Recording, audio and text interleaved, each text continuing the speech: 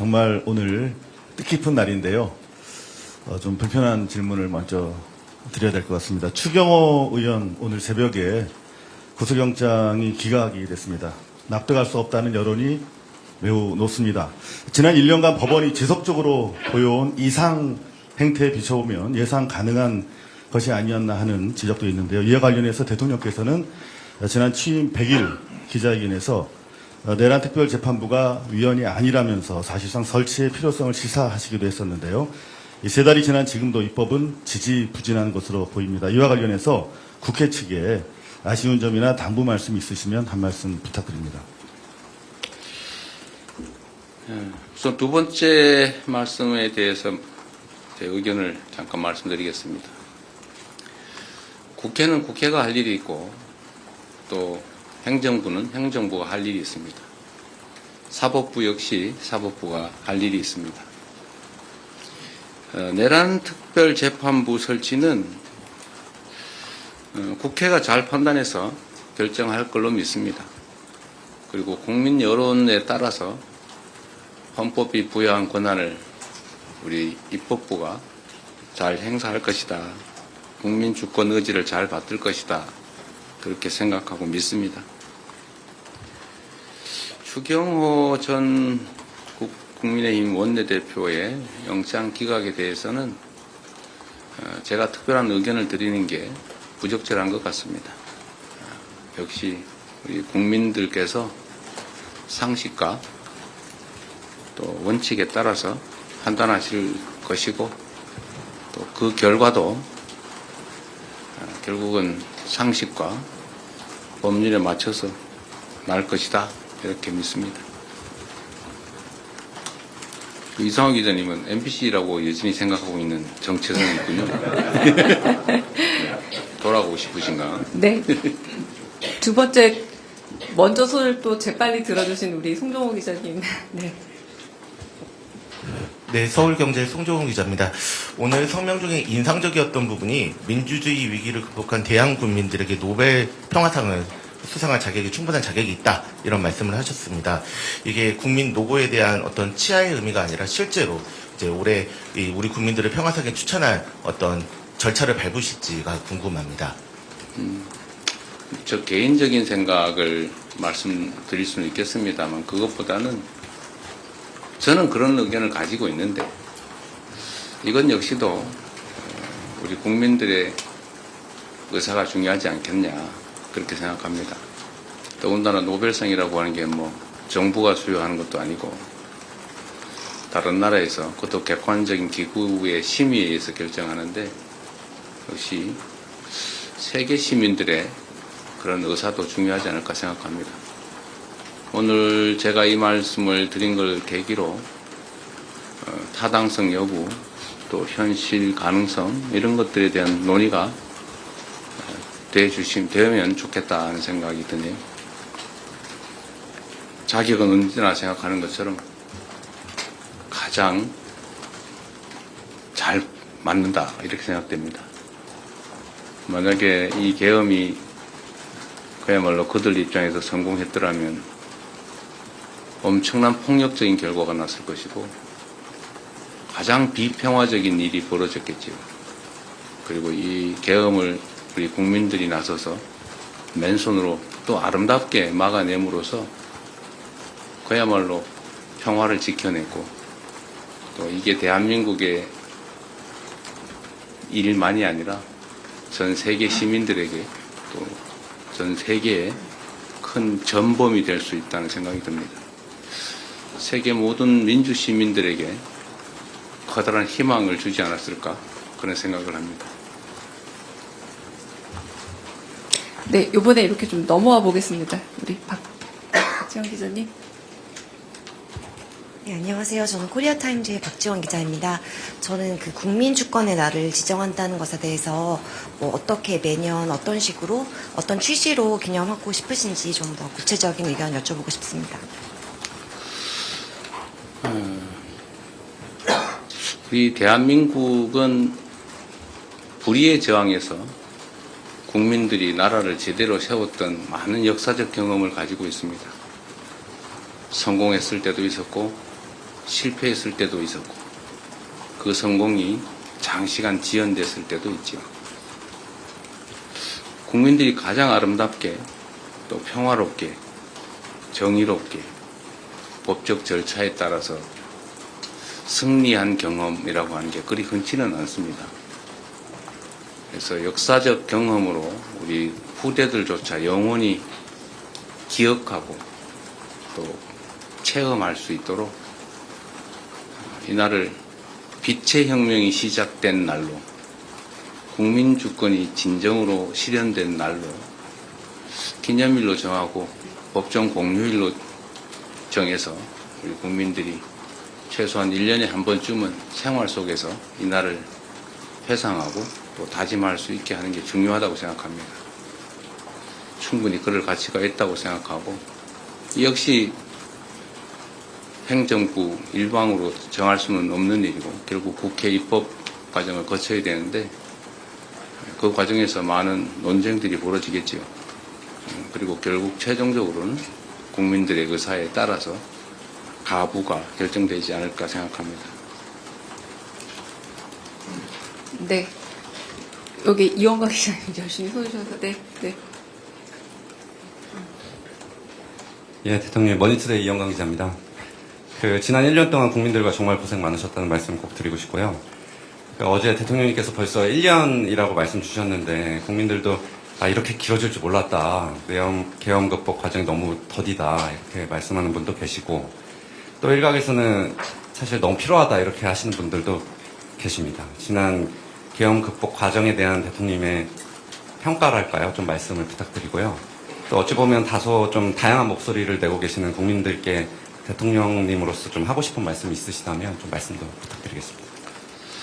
네, 제가 드리고 싶은 말씀을 할 수 있게 질문해 주셔서 감사합니다. 우리는 이제 개혁 과제라고 하는 얘기를 자주 합니다. 변화하고 더 나아져야죠. 개혁이라고 하는 말이 원래 가죽을 벗긴다 이런 의미를 가지고 있는데 더 나은 상황을 만들기 위해서는 고통이 수반된다는 의미이기도 할 겁니다. 우리가 현재 바람직하지 못한 상태를 미래에 좀 더 바람직한 상태로 바꾸려면 현재 상태에서 부당하게 이익을 보거나 또는 불합리하게 이익을 보는 집단 또는 사람들이 당연히 반대하게 돼 있습니다. 저항하게 돼 있습니다. 그건 자연스러운 과정이죠. 마치 군뱅이가 매미가 되려면 탈피를 해야 되는 것처럼 매우 위험하고 고통스러운 과정을 거치지 않습니까? 그 개혁의 과정은 어쨌든 아픈 곳 또는 골마 터진 곳을 도려내야 되는데 수술 과정을 거치지 않을 수가 없죠. 만약에 감기 같은 아주 사소한 질병을 막 1년씩 치료하고 이러면 그건 무능한 거겠죠. 고통이 너무 크겠죠. 그러나 정말 이 몸속 깊숙이 박힌 치명적인 암을 제거하는 것이다. 암을 치료하는 것은 그렇게 쉽게 끝나지 않습니다. 대한민국의 헌정 질서를 통째로 파괴하고 법과 질서 위에 군인의 폭력으로 나라를 지배하고자 시도했고 실제로 그게 현실이 될 가능성이 매우 높았지 않습니까? 이런 일은 언제든지 재발할 수 있죠. 그래서 이 나라의 근본에 관한 이 문제는 철저하게 진상규명을 하고 상응하는 책임을 묻고 또 재발 방지를 위한 합당한 대책을 반드시 세워야 됩니다. 여러분도 한번 생각을 해보십시오. 12월 3일 밤에 이 수없이 많은 우연들이 겹쳐서 계엄을 저지했습니다.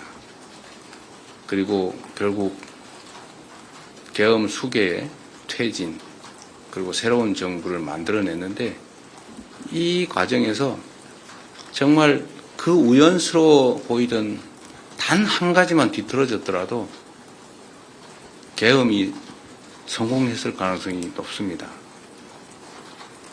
한 가지만 예를 든다면 혹여 국회로 향하는 헬기를 조기에 상공 진입을 허용했다면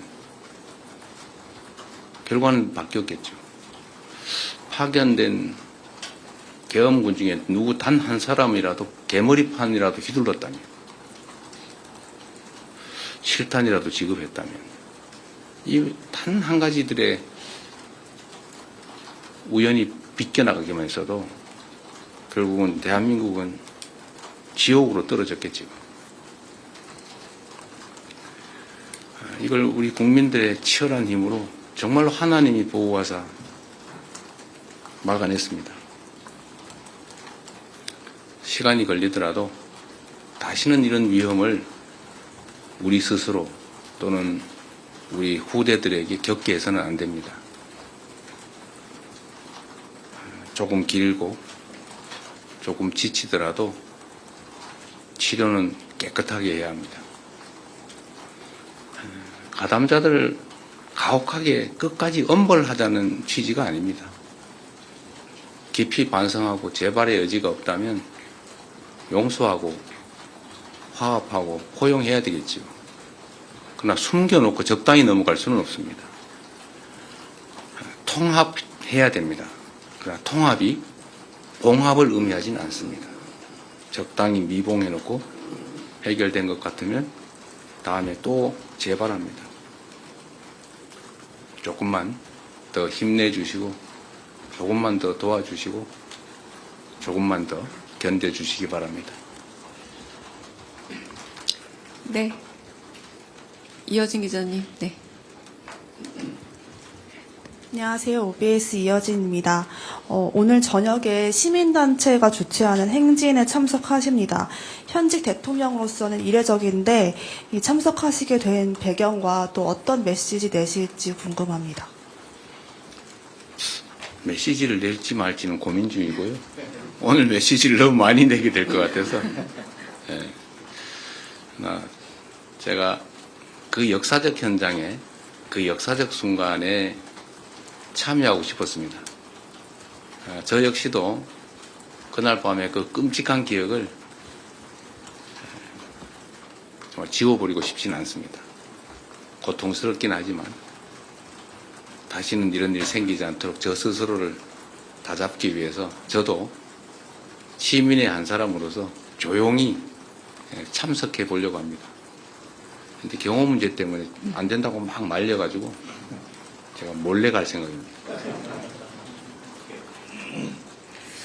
이여진 기자님이 요새 마이크 들고 안 쫓아보시는데. 네. 다 네. 언론 여러분들의 관심 덕분입니다. 감사합니다. 네, 이제 대통령님께서 다음 일정이 있어서 좀더 해도 한 분만 괜찮답니다. 더 네. 받을까요? 네, 한 분만 더 질문을 받겠습니다. 네, 여기 이동환 기자님 이쪽 넘어와서 질문 받겠습니다. 네. 예, 국민일보 이동환입니다. 그 봉합이 아니라 국민 통합이 중요한 상황이라고 하셨는데 그 당에서는 추가 특검이 더 필요하다고 말도 많이 나오고 있는데요. 그 필요성에 대해서 좀 어떻게 생각하시는지 대통령께 여쭤보고 싶고, 그 다음에 이제 전에 트럼프 대통령도 노벨 평화상 받아야 된다고 하셨는데 이게 어제 또 한반도 평화의 중요성도 말씀을 하셨고, 실제로 한반도 평화에 트럼프 대통령이 역할을 해서 진전이 있다면 촛불혁명 국민들과 이제 복수 추천하실 것도 하실 건지도 궁금합니다. 글쎄, 그게 뭐 노벨 평화상이 평생 하나만 있습니까? 우승 트로피는 아니잖아요. 매년 반복적으로 수여하는 것이고 이게 단기간에 끝날 일도 아니다. 그 말씀 하나 드립니다. 추가 특검 문제는 국회가 적절히 잘 판단할 거라고 생각합니다. 분명한 것은 지금 현재도 밝혀지지 않는 것들이 너무 많아 보입니다. 제가 그래서 며칠 전에 그 기사를 하나 일부러 저도 공감이 많이 가서 트위터에 게시했었는데, 그거 아무도 몰랐지 않습니까? 그냥, 풍선은 민간단체가 북한으로 보냈나 보다. 군대는 전쟁 유발을 위해서 한 일이 무인기를 반복적으로 북파했다. 그리고 일각의 의심으로는 무장 헬기들이 도발적으로 비행했다. 뭐 이런 정도였는데 아파트 웬만한 아파트 뭐 2층 크기만 하다 했나? 하여튼 대규모 대형의 선점 비라를 실은 풍선을 군에서 대북 심리전단? 네, 대북 심리전단에서 북쪽으로 보냈다. 그건 전혀 모르던 일이잖아요. 마치 다 드러난 것 같지만 우리 사회에 드러나지 않은 많은 부분들이 있는 것 같습니다. 현재 내란인 특검이 끝나더라도 그걸 이 상태로 덮고 넘어가기는 어려워서 뭐 보나마나 또 특별수사본부든 뭐든 꾸려서 계속 수사해야 될 텐데 그게 과연 이 정부가 하는 게 바람직할까? 엄청난 정치적 논란이 또 벌어지겠죠. 수술을 깔끔하게 빨리 잘 끝내야 되는데 수술 때문에 더 큰 고통을 겪지 않을까? 그렇다고 또 안 할 수도 없고 그런 복잡한 생각이 있습니다. 이런 문제까지도 아마 국회가 고려하고 있지 않을까 생각하는데 국회를 믿고 일단은 기다려 보겠습니다. 그리고 좀 더 하시라고 하십시오. 제가 40분에 출발하면 된다더라고요. 네, 그럼 저는 허락을 득하였으니 조금 더 질문을 받겠습니다. 거의 네, 다 끝나가는 것 같습니다. 네, 아까 송수석 기자 계속 손 드셔가지고 송수석 기자 먼저. 네. 네. 아, 죄송해요. 제가 지금 안경 안 써서 제가 조금, 네. 성함을 헷갈렸습니다. 죄송합니다. 네. 네, 대통령님 연합뉴스 황윤기 기자입니다. 그 성명에서 말씀하신 것 중에 정의로운 통합이라는 단어가 눈에 띄었는데요. 그 야당에서는 뭐 윤석열 전 대통령에 대해서 다양한 의견들이 나오고 내부 갈등도 있는 상황인데 대통령께서 생각하시는 정의로운 통합의 범위는 어디까지인지 그리고 앞으로 좀 어떻게 실천해 나가실 계획인지 여쭙습니다. 제가 자주 말씀드렸지만 대통령의 역할은 제1위 국민 통합입니다. 제가 빈말로 드리는 말씀이 아니라 제가 특정 정파를 대표해서 대통령이 됐지만 대통령이 되는 순간부터는 대한민국 국민 모두를 대표합니다. 또 기본적으로 국가 구성원들 사이에 이해 충돌, 갈등이 있게 마련인데 이 충돌과 갈등을 조정하고 하나를 향해 나아갈 수 있게 하는 게 대통령의 가장 큰 역할입니다. 그 역할을, 그 책임을 잊지 않고 있습니다. 그런데 이 통합을 악용하는 경우가 많습니다. 전에도 제가 예를 들었지만 100개를 훔치던 도둑한테 통합의 명분으로 한 50개씩만 훔쳐라. 같이 가자. 좀 덜 훔쳐라. 반만 훔쳐라. 앞으로 갈취를 반만 해라. 응? 자릿세 반만 뜯어라. 이렇게 하는 게 통합은 아니죠. 그러나 또 그들 역시도 우리 구성원들이기 때문에 교화하고 또 제재하고 함께 가야죠. 제가 말씀드리는 정의로운 통합이란 정의와 상식에 기반한 법률과 또 도덕에 기반한 모두가 동의할 수 있는 구성원들이 함께 가는 것입니다. 근데 이 통합을 자꾸 악용해가지고 우리의 악행을 반은 용납해줘야 되지 않냐. 일단 벌어진 일인데 다 덮고 가야지. 앞으로 우리가 뒤에서 하는 거는 그때 가서 또 따지고 이런 경우가 있습니다. 이건 통합이 아니죠. 아까 말씀드린 봉합입니다. 그래서 제가 정의로운 통합이란 봉합 아닌 통합을 말하는 것이다. 국민 눈높이에 맞는 국민이 동의할 수 있는 그런 공통의 지향점을 가지고 수용할 수 있는 범위 내에서 함께 가자. 그런 뜻입니다. 자꾸 악용하는 경우가 많아요.